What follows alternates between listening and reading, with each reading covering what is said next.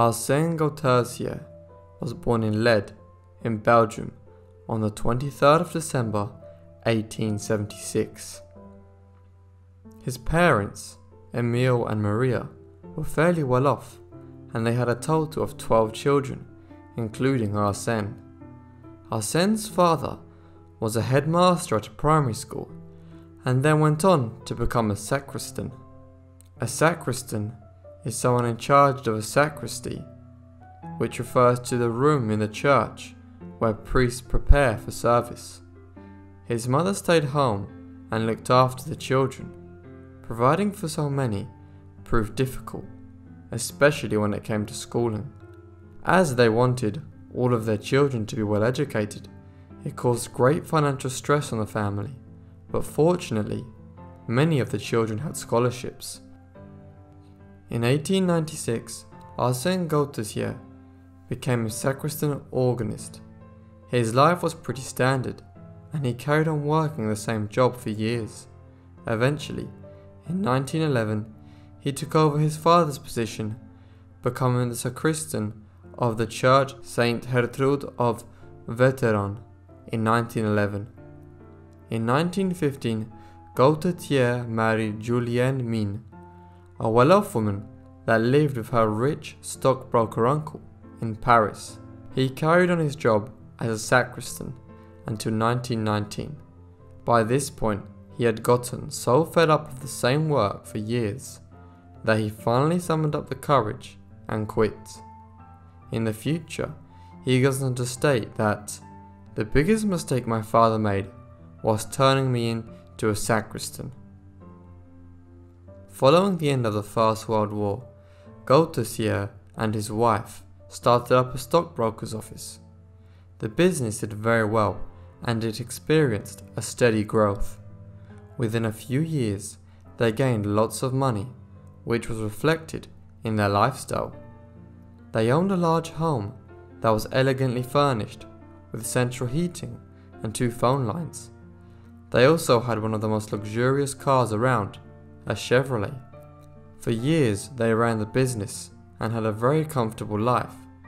During his free time, Goedertier took a liking to art and got involved in various events. He frequently attended the Royal Academy of Art in Dendermonde to admire the works there. Then he decided to take it up as a hobby, enrolling in the Art Academy of Veteran in hopes of improving his painting abilities. When Goedertier wasn't painting or working as a stockbroker, he would frequently read. He had a special addiction to detective novels and owned a whole library full of them. For the next decade, he dedicated himself to his business, family, and his affiliation to the Catholic Party in Ghent. Anyone would believe that he had a life many should aspire for. However, Goedertier was in actual fact a mastermind hidden in plain sight. On the 10th of April 1934, in the middle of the night, unknown thieves snuck into the Cathedral of St. Bravo and stole 2 of the panels from the Ghent Altarpiece. This artwork was the most famous painting in Europe upon completion, having been finished by Jan van Eyck in 1432. It consists of 12 interior and 8 exterior panels. The Ghent Altarpiece, or the Adoration of the Mystic Lamb, has a rich history, being the target of over 13 crimes. It has been stolen a total of 6 times, be that all 12 panels or only select panels, making it the most stolen painting of all time. The next day, in the early hours of the morning, the 2 men in charge of looking after the art collection in the cathedral were in shock when they saw a panel from the Mystic Lamb missing. They contacted the police as quickly as possible, and it wasn't long till word of the robbery spread. Within a few hours, all of the police departments in Belgium were notified, and by the end of the day, Scotland Yard, as well as all other major policing services in Europe, were informed. However, a mistake was made. They only informed the police of one panel being missing, when in actual fact, it was two. Back in 1894, the Germans separated the panel of St. John the Baptist and the Just Judges. They had previously formed the front and back of one panel. News of the robbery spread like wildfire, and within hours, people from all over the city flooded into the cathedral to try and see the missing panel. That day, police were also investigating the theft of a wheel of cheese. Due to the economic depression, the cheese was actually given priority, but it was resolved within the day. With the cheese robbery solved and the crowds gone, the next day an intense investigation began. The police spent weeks investigating the robbery. They received many leads about suspicious people, but progress was limited. Eventually, on the 1st of May 1934, new information of the painting came to light. The Bishop of Ghent, Monseigneur Goedertier, received a rather odd green envelope. Inside was a letter which stated that both panels would be returned if a ransom of 1 million francs, around £22,300, was paid.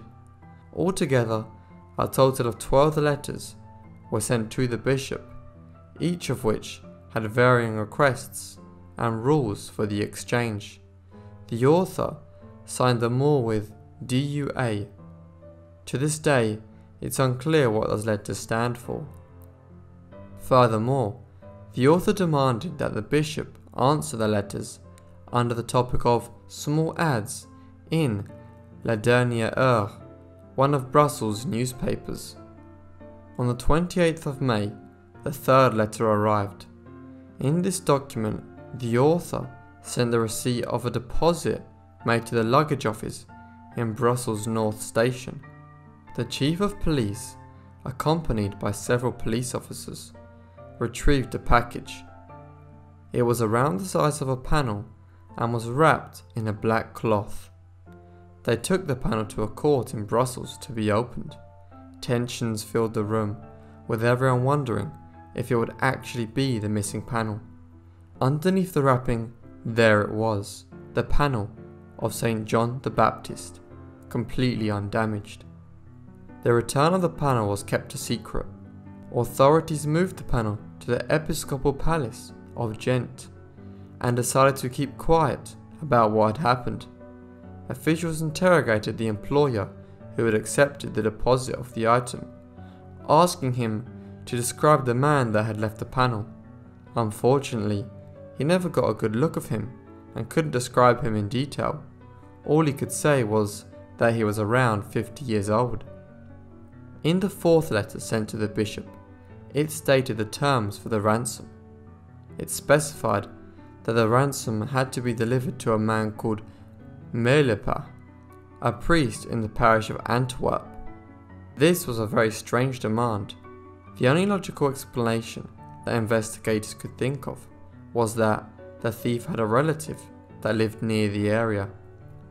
On the 14th of June, the package was delivered to the priest. The package that was given to Melepa was well short of 1 million francs. It only contained 25,000, a fraction of the sum demanded by the blackmailer. With this package, a letter was added that stated that they can offer more cash if the Just Judges is returned. Furthermore, the prosecutors, along with the bishop, try and change the sum of the ransom, saying they can only pay 225,000 francs, not even 25% of what the blackmailer had demanded.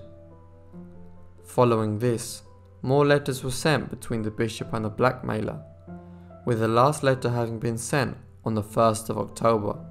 The authorities weren't willing to pay out the sum of 1 million francs, and by this point, neither party could come to an agreement. It seemed like the Just Judges would be lost forever. Then, on the 25th of November 1934, Arsène Goedertier was at a Catholic political rally in the hall of the Holy Mary College in Dendermonde. He was one of the speakers at the event, but unfortunately he suffered from an unexpected stroke. He was quickly rushed out of the college and moved to his brother-in-law's house in Dendermonde. Soon after, Goedertier summoned his lawyer, Georges de Vos, and revealed to him the truth of the just judges. Goedertier was on his deathbed, and with his dying words, he told his lawyer, "I called for a priest, but my conscience is clear. Listen, I am the only one who knows where the mystic lamb is. I alone know this. You will find the complete file on my small desk. In the right drawer of the bureau is an envelope. Mutualité. So you know where the file is." By the time de Vos left the room, Goedertier had died. However, in Goedertier's writing desk, he found the copies of the 12 ransom letters, as well as another letter that had never been sent. This proved that Goedertier had been the thief and was also the author of the letters, or did it? Many question what Goedertier's motivations were. He was a rich man with his banks full of money when he died, so the ransom wasn't something that he needed. Others believe that he had used church funds for an investment scheme, which was a huge failure. In order to hide his guilt, he would use the robbery to recuperate the investment. Perhaps he got so wound up in his detective novels, he wanted to bring it to life. In any case, his motivations are still unclear. Goedertier was a short, fairly fat man with an eyesight problem.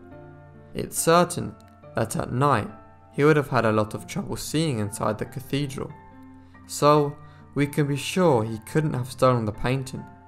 There is a witness account, funnily enough, from the cheese robber from that night, that stated that he saw 2 people leaving the cathedral with a package wrapped in a black sheet, which was around the size of a panel. Given the fact that he was also thieving that night, makes us question if what he actually saw was true. The thieves that stole the 2 panels are a complete mystery. Nevertheless, Goedertier was most certainly the mastermind. Following Goedertier's revelation, de Vos contacted the authorities, and an extensive search of Goedertier's house was carried out. His widow was also interrogated. An investigation of all the hints left by Goedertier, such as drawings and jottings and notebooks, led to nothing. In September of 1939, a copy of The Just Judges was underway by the painter Joseph van der Weyken. It took him around 2 years to finish the artwork, and it became a very good replacement for the original. There were some clear differences, but the painting was top quality. Strangely enough, 18 years after its completion, in 1959, Weyken received a compensation of 225,000 francs. At around the same time, Joseph Goebbels sent a Nazi art detective to find the panel and bring it back to Germany as a gift for Hitler. From various marking and clues, detectives over the years have come to the conclusion that the painting was actually hidden within the cathedral for years. This was to make returning it easy if a deal was made. However, with the arrival of Henrique Cohen, the Nazi detective, it was moved out of the city. Cohen searched all over the cathedral for the Just Judges, but to no avail. To this day, the Just Judges is still missing. Nevertheless, advances have been made throughout the years, with various detectives piecing together the story. One popular theory is that the panel is still within the cathedral, but moving thousands of tiles from the St. Bravo could destroy the historic building and would potentially cost thousands. Despite having been missing for over 85 years, The investigation continues, with an officer from the Ghent Police Department still in charge of the mystery. It's only a matter of time until the last panel is found. Thank you everyone for watching this video on Arsène Goedertier and the Just Judges, as well as the Mystic Lamb. If you enjoyed it, please hit the like button and drop me a comment, and also share, as it really helps the channel grow.